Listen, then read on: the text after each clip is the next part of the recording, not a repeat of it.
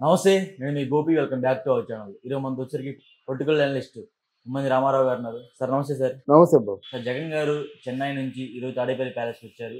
మరి రేపు పొద్దున నెల్లూరు వెళ్ళి అక్కడ ఉన్న సెంట్రల్ జైల్లో పిన్నెల్లి రామకృష్ణారెడ్డి గారిని వెళ్ళి పరామర్శించబోతున్నారంట. సో దీంట్లో ఏమేమి పరామర్శిస్తున్నారంటే అసలు ఎలా వెళ్ళి పరామర్శిస్తారు, ఎందుకు ఆయన మంచి పని చేసి జైలుకి వెళ్ళలేదు, చెడ్డ పని చేసి జైలుకి వెళ్ళలేదు. సో అలాంటి వ్యక్తిని ఏమని పరామర్శిస్తారు? ఆయన ఆలోచన విధానం ఏమీ మారలేదండి. ఆయనలో పరివర్తన రాలేదు, ఆయనలో పశ్చాత్తాపం కూడా రాలేదండి. బాగా అందరికీ తెలిసిన హంతకుడు, హత్యా నేరాలు ఉన్నాయి, దాడి నేరాలు ఉన్నాయి, స్కామ్ నేరాలు ఉన్నాయి. అందరూ చూస్తుండగా ఈఎంలు పగలగొట్టాడు, అందరూ చూస్తుండగా ఒక సిఐని హత్య ప్రయత్నం చేశాడు. ఇటువంటి చట్టానికి దొరకకుండా తప్పించుకున్నాడు, 4 రోజులు అబ్స్కాండాడు. ఇటువంటి వ్యక్తిని గవర్నమెంట్ అరెస్ట్ చేస్తే మీరు ములాఖత్ కోసం వెళ్ళారంటే మీకు ఏమైనా అర్థం ఉంటుందా? ఏమీ తెలియనటువంటి చంద్రబాబు నాయుడిని అరెస్ట్ చేస్తే మీరు వెళ్ళలేదు, కనీసం పరామర్శించలేదు, కనీసం అది అరెస్ట్ని సాటి సీఎంగా ఖండించాలి, అరెస్ట్ని ఖండిస్తున్నానని చెప్పాలి, కానీ చట్టం తన పని తను చేసిపోతుందని చెప్పాలి. ఇటువంటి తెలివితేటలు లేవు. కానీ పూర్తిగా ఆపోజిట్ పార్టీని నామరూపాలు లేకుండా నేలమట్టం చేయడానికి పూనుకున్నావే, మళ్ళీ ఏ ముఖం పెట్టుకుని వెళ్ళి పిన్నెల్లి రామకృష్ణారెడ్డిని నువ్వు ఆదరిస్తావు? చాలా మంది ఉన్నారు. రేపు రోజా వస్తుంది, అంబటి రాంబాబు వస్తాడు, విడుదల రజనీ వస్తుంది, కొడాలి నాన్న వస్తాడు. వీళ్ళందరినీ ఓదార్చుకోండి, మీ కోరిక తీరుతుంది, వాళ్ళకి కూడా దురద తీరుతుంది.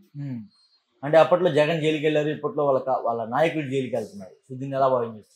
వాళ్ళ జగన్ జైలుకి వెళ్ళాడంటే అది వేరండి. అది దట్ వాజ్ ఆల్రెడీ ప్రూవ్డ్. ఇంత మనీ లాండరింగ్ అంటే అది వాళ్ళు ఏమంటారంటే మనీ లాండరింగ్ చేసే వాళ్ళని ఆర్థిక ఉగ్రవాది అంటారు. ఆర్థిక ఉగ్రవాదికి అసలు శిక్ష వేసిన తర్వాత మళ్ళీ బెయిల్లు ఎవరు ఏదో మభ్య పెట్టి తీసుకొచ్చారు. ఆ సోనియా గాంధీ పుణ్యం అంటూ తీసుకొచ్చారు, కానీ అప్పుడు సోనియా గాంధీ కొంచెం బాగా హెల్ప్ చేసింది.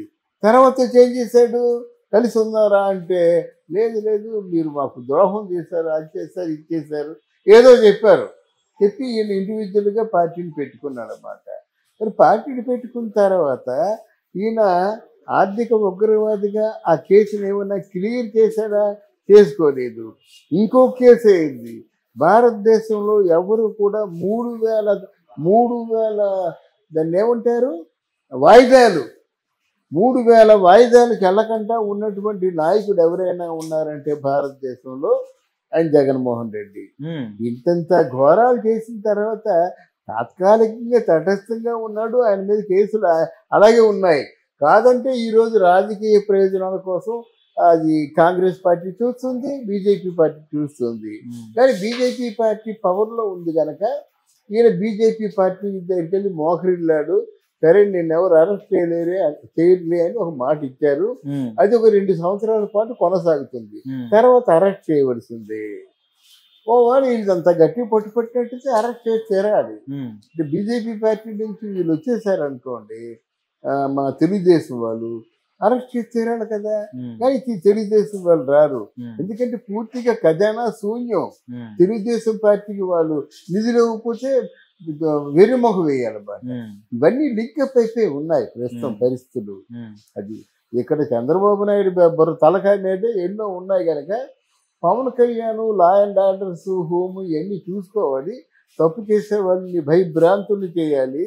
లేకపోతే రోజు ఇప్పుడు సోషల్ మీడియాలో దుష్ప్రచారాలు చేస్తారు చూసారా, కుక్కుడు పురాణాలు, వాళ్ళ తాలూకు ఎవరో గ్యాంగ్ ఉంటారు. అదేదైనా నిజం కాకపోయినట్టయితే వాళ్ళ మీద యాక్షన్ తీసుకోండి. ఇట్లాంటివి ఏమైనా ఉన్నట్టయితే వాళ్ళు తగ్గుతారు. లేకపోతే తెలుగుదేశం పార్టీ వాళ్ళని నిలువునా ముంచేస్తారు అన్నమాట. మరి రోజా ఎప్పుడు అరెస్ట్? రోజాని అరెస్ట్ సిద్ధంగా ఉంది కదండి. రోజా మరి ఎందుకు ఆలోచిస్తుందో తెలియదు, కానీ రోజాని ఆల్మోస్ట్ ఎంక్వైరీలు అయిపోయి అన్నీ అయిపోయినాయి. రోజుకి ముందేమో ఏమన్నారు 100 కోట్లు అన్నారు, ఇప్పుడు 1,350 అంటున్నారు, మళ్ళీ ఇవాళేమో 3,000 కోట్లు అంటున్నారు. మరి ఇవన్నీ ఒక కొలుక్కు వచ్చినట్టు అంటే అరెస్ట్ చేయడమే, ప్రూఫ్స్ కావాలి కదా. చెన్నై పారిపోతున్నారు. చెన్నై ఎక్కడే ఏమండి, ఇండియాలో ఎక్కడున్నా అరెస్ట్ చేస్తారండి. ఇప్పుడు నేపాల్ వెళ్ళిందండి జగన్మోహన్ రెడ్డి తాలూకు అంటే వైఎస్ఆర్సీపీ వాళ్ళు చేసినటువంటి ఎర్రచందనం ఆ స్మగ్లింగ్ గూడ్స్ ఎక్కడికి వెళ్ళాయి? నేపాల్ వెళ్ళాయండి. ఇండియా దాటుతుండగా నేపాల్ బోర్డర్లో ఆపేశారండి. వాడు పోలీసులు తలుచుకోవాలి కానీ మీరు ఎక్కడ బోర్డర్స్ కూడా ఆపేస్తారండి. మనం కాబట్టి బుర్ర లేని వాళ్ళని కళ్ళు లేని కబోదులు కాబట్టి 25,000 కోట్ల డ్రగ్స్ విశాఖపట్నం వచ్చి ఆగిందండి. అంటే మిగతా వాళ్ళందరూ చూడనట్టే కదా, సూపర్ చెక్ చేయనట్టే కదా. పోనీ ఆ రోజు అంత అన్నారు ఇంత అన్నారు, దాని గురించి మళ్ళీ ఎవరైనా ప్రస్తావించారా? ప్రస్తావించలేదు కదా. మీకు ఎప్పుడైతే పరిపాలనలో ప్రధాన విషయం ఏంటంటే శిక్షా స్మృతి కఠినంగా లేకపోతే పరిపాలన సాగదండి. అందుకే రాచరిక వ్యవస్థలో శిక్షా స్మృతి అంత కఠినంగా ఉండేది. సపోజ్ ఎవరైనా కడుపుతో ఉన్నటువంటి ఒక గర్భవతిని పొడి చేశారనుకోండి, మళ్ళీ వెనక ముందు ఆలోచించడం లేదు. ఆ సాయంత్రమే ఆయన ఉరి తీసేవారు అన్నమాట. అంటే మీ శిక్షలు వెంటనే అమలు చేసేయాలి. ఇంకొకటి సార్, వైసీపీ పార్టీలో ఉన్న ప్రస్తుత ఎమ్మెల్యేలు ఎవరైతే ఉన్నారో వాళ్ళు కూడా జనసేన పార్టీతో మంతనాలు జరుపుతున్నారంట, నిజమే? జనసేన పార్టీతో మంతనాలు జరుపుతున్నారు, తెలుగుదేశం పార్టీతో మంతనాలు జరుగుతున్నారండి. వాళ్ళు ఆర్థికంగా బాగా ఖర్చు పెట్టేశారండి. వైసీపీ పార్టీలో గోలు గెలుతూ కూర్చునే కంటే తెలుగుదేశం జనసేనకి వెళ్ళినట్టయితే వాళ్ళ ప్రాపంలో తెలుగుదేశం పార్టీ ఎంతకాలం ఉంటుందో మనం చెప్పలేం. కానీ జనసేన పార్టీ కొత్తగా పుట్టింది రైజింగ్ పార్టీ అవుద్ది. రేపు ఆంధ్రప్రదేశ్లో ప్రధానమైన పార్టీల్లో జనసేన ఒకటి అవుతుంది. అర్థమైందా? అందుకు జనసేనలో చేరుతారు. ఏదో నామినేటెడ్ పోస్ట్ వచ్చినట్టు వాళ్ళ ఖర్చులు వచ్చేస్తాయి కదా. ఖర్చులు అంటే ఎలక్షన్లో పెట్టిన ఖర్చు వచ్చేస్తుంది కదా. అసహోదరండి. రాజకీయంలో సేవ చేద్దామని ఎవరు రారు, సంపాదించుకుందామని వస్తారు. అది సేవ అన్నది ఓ బూదిని చూపించినట్టుగా చూపిస్తారు కానీ సేవాభావం ఎవరికొని చెప్పండి. సో ఇంకొకటి, జగన్ గారు వచ్చిన వెంటనే జన సమీకరణకి అయితే చేస్తున్నారంట, అంటే భారీ ఎత్తున జన సమీకరణ చేసి ఏం ప్రయోజనం చెప్పండి? ఏం ప్రయోజనం? అంటే ఇప్పటికి కూడా జనాలు మా వెంటే ఉన్నారు అన్నట్టు చెప్పడానికి. అది రండి ఇవన్నీ అలాగనుకున్నారు కదండి. రేపు ఫలితాలు వస్తే అనగానే ఉదయమో సద్దల రామకృష్ణారెడ్డి జగన్మోహన్ రెడ్డి సంబరాలకు సిద్ధం చేయండి అన్నారండి. అలా ఉంటాయి అన్నీ. ఏది బుర్రలో ఉండదు. మాయా ప్రపంచం మిమ్మల్ని మాయ చేసేస్తుంది. అదిగో ఫ్లైట్లు వచ్చేస్తున్నాయి, ఇదిగో ట్రైన్లు వచ్చేస్తున్నాయి, ఆ నవ్వోటలు ఉన్నాయో మొత్తం బుక్ చేసేయండి, ఆ సంబరాలకు ఏర్పాటు చేసేయండి అని డెకరేషన్ ఏర్పాటు చేసేయండి అన్నారు. ఎన్ని వచ్చాయి?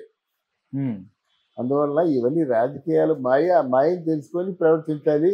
అంటే చివరకు మిగిలేది మాత్రం న్యాయమే గెలుస్తుందండి, ధర్మమే గెలుస్తుంది. ప్రజలు ఆ మాత్రం అంటే ఆలోచించకుండా ఎవరు ఉండరు. వీళ్ళ హడావుడే కానీ ప్రజలకి అన్నీ తెలుసు. అందువల్ల ప్రజల్ని గెలుచుకుంటే వాళ్ళు గెలుస్తారు.